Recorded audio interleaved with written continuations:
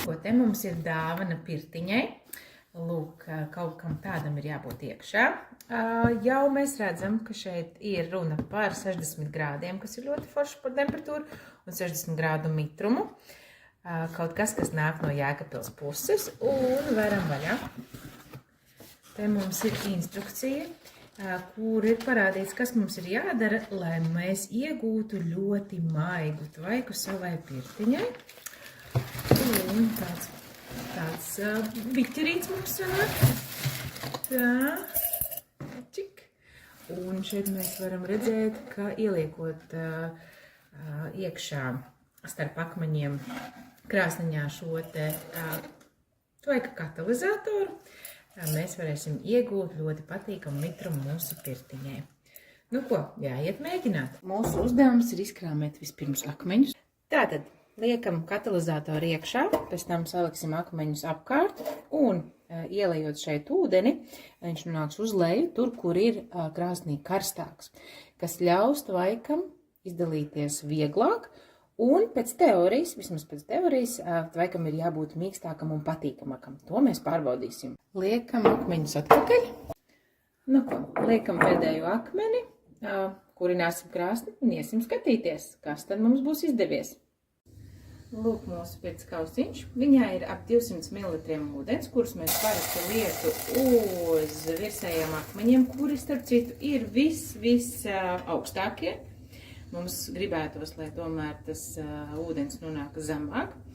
Un pamēģināsim ielejot šo te kausiņu mūsu katalizatorā, kāds būs efekts. Aiziet!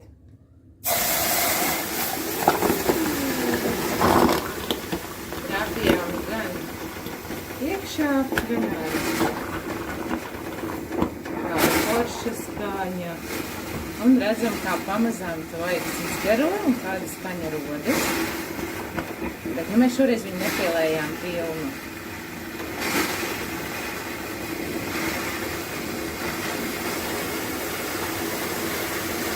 Un gars ir pavisam cits, maigāks, mierīgāks, pilnīgāks un ilgāks. Salīdzinājumam šoreiz uzliesim kausiņu ar ūdeni, tīru ūdeni, akmeņiem. Paskatīsimies, kāds būs sajūtas un skaņas.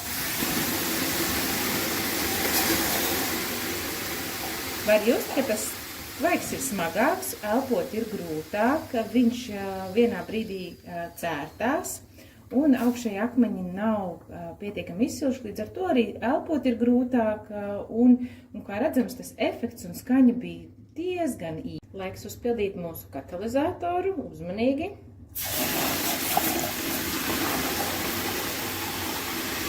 Ļoti jauks, garš tvaiks, kas nededzina ādu, ilgstoši iedarbojas, ļauj gūt patīkamus sajūtas un atslābt, un arī vienlaikus darboties ilgi ar slotiņām, radot patīkamas sajūtas un visu laiku nepiemetot vēl un vēl, jo augšpusītē mums ir visaugstākie akmeņi, līdz ar to tas gariņš būtu smagāks un asāks.